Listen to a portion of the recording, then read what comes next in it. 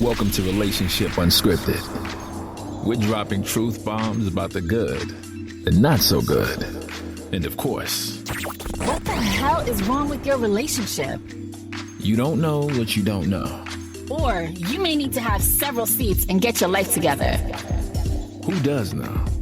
Well, we do. So let's talk about it. This is Relationship Unscripted with that dude, your host, Coach Kenn. Play no games, tell no lies. It's Relationship Unscripted with your host, that dude, Coach Kenn. Hey, what's good, everybody? This is Relationship Unscripted. This is that dude, Coach Kenn. Now, this is our completion of the 7 phases of a relationship. I know I said originally I was going to break this out into multiple phases, but why prolong it? Let's go ahead and just get to it. And I want to break all these down for you. So just so those that have just gotten to the party, you're late to the party, there are 7 phases to a relationship based on my coaching of some years. And what I've been doing is listing out what those 7 phases are. Now, phases are different from steps.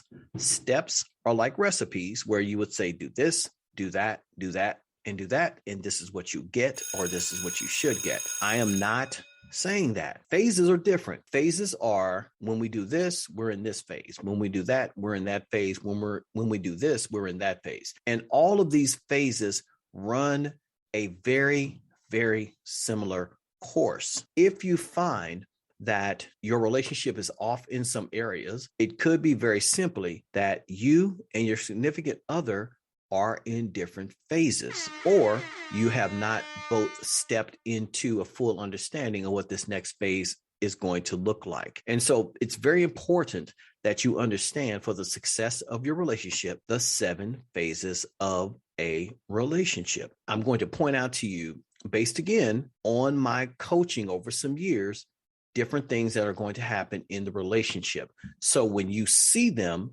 and if you're listening to this and you see them happening, you know exactly what phase you're in. Okay. Now, for those that have already listened to the podcast, we've already covered phase 1 and phase 2. So let's do a quick recap. Phase 1 is the initial meeting. That's when you say, hello, my name is. They say, hello, my name is. There is some light bantering. Everybody's acting real cute, coming with their best lines and their best comebacks and their best bantering and all that sort of thing. At some point, the question is asked, or it is presented. Hey, is there an opportunity for us to get together outside of this?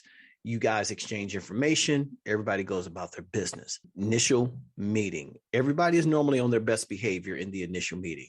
So that's phase 1, the initial meeting. Once phase 1 is complete, we go to phase 2, which is discovery. Because keep in mind, you now have basic information about them as it pertains to who they are. So this is the detective phase. This is when you are trying to find out who they are affiliated with, what's their social media presence, who have they dated, what's out there online, who might know them, who can give you some background stuff on them, all these sort of things. So we're going into our discovery phase. This is where social media comes into a huge play for a lot of people, because now let's hypothetically say you meet someone and she goes out to your social media page and she sees a whole bunch of bikini and booty pics out there. She may or may not feel some type of way about that. So again, social media plays a huge presence on it. Or let's say he goes out to your social media page and you hugged up with multiple different dudes in the club. He may feel some kind of way about that, because pictures give 1,000 words, and those words can be interpreted incorrectly from both sides. And so this is, again, phase 2 is where we do our detective work. Now, if you've listened to the first podcast on those 2, you already know we went into great detail about those. If you have not done that, you need to check those out, because we go into detail, and then it will make sense as we go into the rest of this, starting with phase 3. Phase 3 is the basic agreement of connection or interaction. This is where we start to figure out dating, going out. If we're going to, what's the frequency of messaging one another? Are we going to be calling one another? Can I come visit? Can she come visit? What are we going to do as far as hanging out? Pictures on social media, which is a thing in this particular phase, because again, in phase 3, that's when people will say, I don't like people in my business, so don't put no pictures of me and social media out there, period. Okay, again, we're trying to establish what's the basic agreement of connection or interaction. Also in phase 3, this is where the hand holding is going to start to occur. This is where light kissing is going to start to occur. And higher times than not, this is where sex is introduced in a relationship.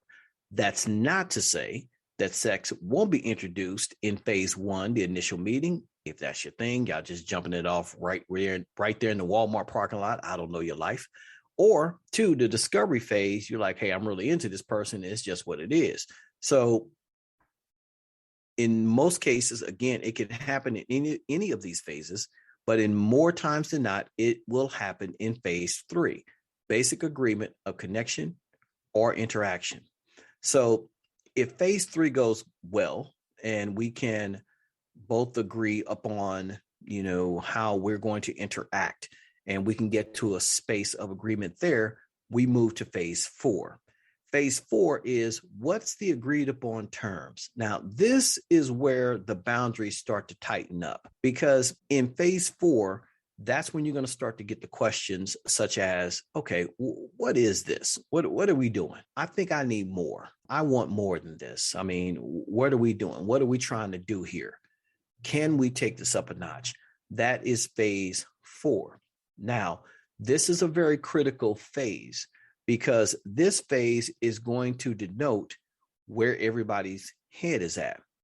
Now, the door swings both ways, because a male or female, or whatever your situation is, could potentially say any of these lines, right? Again, what is this? What are we doing? I think I need more. I want more. Can we take this up a notch? The other person could very well say in this particular phase, I'm good with where we're at. Why we got to put a title on this? Why we have to do something different? We good how we are. Why do we have to do anything different? That's not what I want. I'm not looking to be in a relationship. I'm not looking to be exclusive. Those are things you're going to hear in phase 4. Now, people will make a mistake in phase 4 because what they will think is different from what they heard. Now, if I can break that down, what that means is somebody just told you they don't want to be exclusive. That's what that means. For me, as a coach, I am telling you, don't press the issue. Don't think you're special and you can change their mind. That is an immediate red flag. You cannot love somebody, sex somebody, love bomb somebody to the degree that they all of a sudden going to drop their entire life to be with you. It does not work like that. Every now and again, very small percentage of the time, it can happen. More times than not, it won't. You will drive yourself crazy in phase 4 if you are not paying attention to what you want and what they are telling you. So a conversation can certainly ensue in phase 4 where you're saying, okay, help me to understand. Are you saying that is where you're going to be? Is that just where you are? Is it just this interaction, or is it just you don't see us being together? Those are all fair questions to get to a place of understanding. But phase 4, if you get to that phase 4, agreed upon terms, and that person says that they do not desire to be in a relationship or a committed relationship, you should be paying close attention. You can either find yourself driving yourself crazy or wasting valuable time trying to win them into a space that they're not trying to be in. But we're going to just assume that all things go well in phase 4, the agreed upon terms. And so from there, it is, okay, we're in a relationship now. We're in a relationship. So phase 5 is the understanding of that commitment. Now, phase 4, we've already agreed that you and me and her and you and him are whatever your situation is, whatever your love life is, we're going to be exclusive. That's what you've decided in phase 4. What's the agreed upon terms? We're going to be exclusive. So now you've moved to phase 5. What's the understanding of that commitment. Now, before I get into that, I want to stress this because I've already said in phase 3 is where sex has been introduced into the relationship. In phase 3, the basic agreement, and we've gone through the agreement, the agreed upon terms, and now we're at the understanding of commitment. So normally sex is going strong in those areas. Please pay attention to this next statement. Sex is, in most cases, what is covering up a lot of red flags in between these phases. Sex is what's hiding or making you disregard a lot of these phases. That and the fact that you're chasing the moments that happen in phase 3. Remember, I said phase 3, basic agreement of connection and interaction, where we're dating, we're going out, we're messaging, we're calling, all these sort of things. Remember, I said that that's where we all find our headspace is in phase 3. So we're in phase 5 now, the understanding of commitment. And again, you will start to ask questions to yourself. So it's me and you. What does that mean? We're items. So now what? Okay, so this is the thing. So what are we going to do? Now that we're in a relationship, what's next? We're a couple. So where do we go from here? Now, this is a very interesting phase because people want what they want until they get what they want, and then they don't know what to do with it. That's what this phase will denote. And so phase 5, the understanding of the commitment. What does this mean? How do we get into close company with one another now that we have said we're going to be exclusive? This is that phase where you need to clean out your mess. They need to clean out their mess. And we need to figure out how do we bring all this together before we get to a space where we are further down the road. So we have already said again in phase 4 that, okay, we're going to be exclusive. In phase 5, we're trying to figure out what's the commitment. What is that going to mean? And what is that commitment going to look like? We're trying to figure that out. A lot of people don't have the conversation of understanding the commitment. Phase 5, what does that commitment look like? Most people assume that whomever they're talking to knows what that should mean. I assure you that's not true. So the understanding of the commitment, phase 5, is an opportunity for you to be able to listen and understand from them what they feel that commitment should look like. Please take note. I did not say you tell them. I said you listen to them, because what you are hearing, you're able to comment on. And in the same aspect, what they are saying to you could be, again, raising red flags if you are listening. This is that phase where you and that other person need to be crystal clear and completely transparent.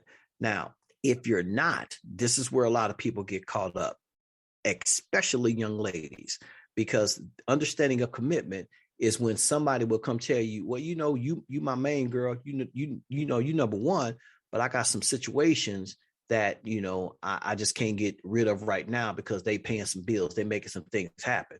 And then you'll say, well, why not? You need to get rid of all of them. He'll come back to you and say, what, are you going to pay my car note? Are you going to pay for this, that, and so on? Are you going to give me money to do this and that? And you, because your head is still stuck in phase 3, are going to say, yeah, I'll do it. This is how women get themselves caught up. Understanding the commitment means understanding how you expect to be treated. Very simply, either he can or he can't. Either she can or she can't. Let's say that door swings the other way. Let's say that she has a super cool relationship with her baby daddy and he spend the night from time to time and all that good stuff. Now you two are in a relationship and you're like, hey, that ain't cool. I don't particularly like that. We're in a relationship now and we need to do something different, or y'all need to figure that out. And she's not too apt to make that happen. Again, red flag. The understanding of the commitment is being able to clearly talk through what you would like to see happen. More importantly, very important, what are your 3 deal breakers? I am a believer as a coach that you should have 5 things. 3 of them are absolutes 2 of them would be things that you would like to have. Your 3 things that are absolutes are your deal breakers. Don't do A, B, C, or I need A, B, C. These are the things I must have. I would like to have D and E, but A, B, and C, these are my non-negotiables. Do you think you can do that? The question that you have to ask them is that clear. You have to be that clear when asking them that question. Most people, when you ask them what do they want out of a relationship, they have no plausible clue.